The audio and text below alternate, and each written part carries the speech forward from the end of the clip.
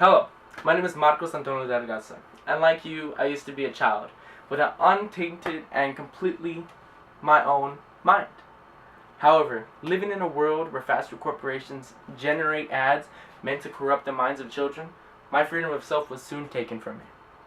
Now, before you begin to think of me as a conspiracy theorist who believes in mind control, I would implore you to ask yourself just how much the fast food industry has impacted your life. They are ever present, from the streets to homes, from television to buildings meant to house children for hours on end, schools. And with that being said, they're bound to have such a deep impact within our lives. I, like every college student, was once a child, with a mind ready to adopt anything that was presented. It wasn't until Eric Schlosser's Fast Food Nation that I became aware of just how heavily impactful the fast food industry is within my life, and also just how much it takes away our freedom of self. What I will present to you is first, why this is significant. Second, how these fast food corporations present these ads and manipulate the minds of children. And third, what can be done to stop it. With that being said, I would like to show the importance of the given topic.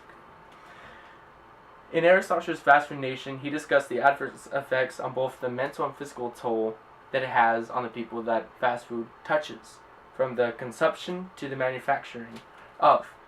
Mainly, he focuses on the physical toll. Fast food suddenly becomes dependent, or urbanization rather, becomes dependent on fast food corporations. Just as urbanization and business used to have that dependent relationship, fast food corporations have now come into that to make a triangle that travels essentially everywhere one or the other goes. According to the American Psychological Association, the obesity epidemic in American children and youth, growing at an alarming rate to which it has almost tripled in the last 25 years, not only increases morbidity and mortality, but also has damaging economic and social costs. With that sentence alone, it stresses the importance of why this topic should be focused on and should become significant, and not just your life, but in all lives throughout America, for the impacts are not just within one person. There is also the mental impact. For one of the quotes from Eric Schlosser's book himself is that declaring that advertising directed at children, made by the American Academy of Pediatrics, stating declaring that the advertising directed at children is inherently deceptive and exploits children. With the youth being unable to distinguish between entertainment and fact, these fast food corporations generate ads meant to manipulate the minds. I will now present to you the tactics on which they do so. The main one is through television. With this being the 21st century, many children are spending more and more time in front of screens, whether it be the television or in other mediums such as their cell phone or tablets, to which advertisements can still be presented to them. Although traditional and obvious, it is still very effective. Secondly, there are less apparent manners and mediums by which fast food corporations present their advertisements. How they do so is through the manipulation of their ads that they present throughout all parts of the globe and all parts of life. What they do, especially with television ads, is that rather than have more dialogue as they would with an adult advertisement, they reduce the dialogue and make it more flashy, so the child can be entertained and then eventually adopt the values of the fast food corporation, thus making them a customer, not just for that certain time frame as a youth, but all throughout their life.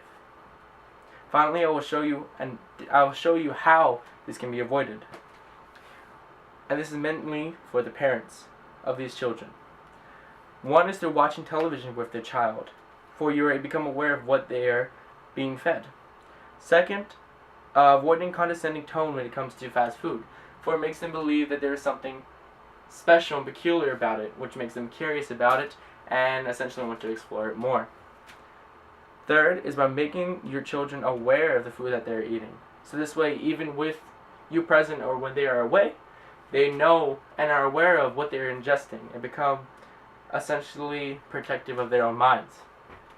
And fourth, and finally, eating with the television off while at the table. For this is very essential time for family bonding. And in doing so, you get away from all those distractions of life. And you're able to communicate with your children and to discuss not just healthy eating habits, but also just different things throughout their life, throughout their day, and essentially make the family stronger. And although that's more of a side note than anything, it is another important fact. And by doing so, you allow them to obtain these healthy and better eating habits. I would like to close with a quote, and then with a sentence. Lack of adult interpretation is a concern because young children tend to accept ads as fair, accurate, balanced, and truthful. So with that being said, there needs to be something to distinguish between fast food corporation ads and fact. I would like to close with this statement. A freedom of self must be maintained, otherwise no other freedom can be sustained, for the future of American minds will be forever stained. Without someone there to present and differentiate between the truth and the false lies presented through fast food corporation ads, the minds of Americans will be for the American youth and the American youth who become the future are forever lost. Thank you.